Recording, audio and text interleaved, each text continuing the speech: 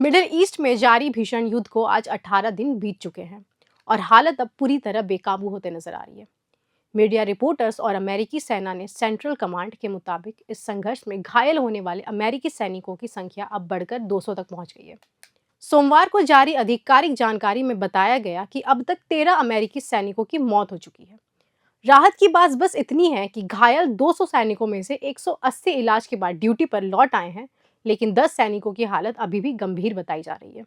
यह जंग अब किसी एक देश तक सीमित नहीं रही। आधिकारिक सूत्रों के अनुसार ईरान ने Bahrain, Iraq, Israel, Jordan, Kuwait, Saudi अरब और संयुक्त अरब अमीरात के मौजूद अमेरिकी सैन्य ठिकानों को सीधा निशाना बनाया है। ईरान का दावा तो यहाँ तक है कि उसने कई अमेरिकी सैनिकों को बंदी बना लिया है। हालांकि अमेरिका ने अभी तक इस बात की पुष्टि नहीं की है, लेकिन जमीन पर तबाही का मंजर कुछ और ही कहानी बयां कर रहा है।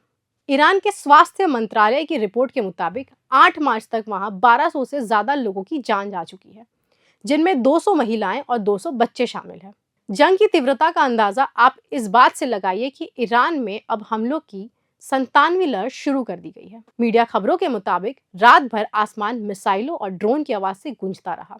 वेस्ट बैंक के ऊपर से गुजरती ईरानी मिसाइलों को लोगों ने अपनी आंखों से देखा। ईरान की रिवॉल्यूशनरी गार्ड्स का दावा है कि उन्होंने इजराइल के कब्जे वाले इलाकों और अमेरिकी दूतावासों के पास जबरदस्त ड्रोन हमले किए हैं। इजरायली अखबार मारविर ने तो यहाँ तक लिखा है कि ईरान की वॉरहेड मिसाइलें इजराइल के लिए एक बुरा सपना बन गई है, जिन्होंने वहां की सुरक्षा व्यवस्था को हिलाकर रख दिया है। तनाव तब और बढ़ गया जब अमेरिका ने जवाबी कार्रवाई करते हुए ईरान के रणनीतिक रूप से बेहद महत्वपूर्ण चाबहार पोर्ट को निशाना बनाया। रिपोर्टर्स के मुताबिक अमेरिकी लड़ाकू विमानों ने चाबहार के ट्रेड जोन में मौजूद सैन्य ठिकानों पर बमबारी की है। सोशल मीडिया पर आए वीडियो में बंदरगाह के ऊपर काला धुआं और मंडराते हुए अमेरिकी विमान साफ देखे जा सकते हैं। चाबहार पर यह हमला इसलिए गंभीर है क्योंकि यह ईरान का एक प्रमुख आर्थिक और रणनीतिक केंद्र है। दूसरी तरफ अमेरिकी राष्ट्रपति डोनाल्ड ट्रंप ने खुली चेतावनी दी है कि अगर ईरान पीछे नहीं हटा तो उसे सबसे बड़े तेल केंद्र खर्ग आइलैंड पर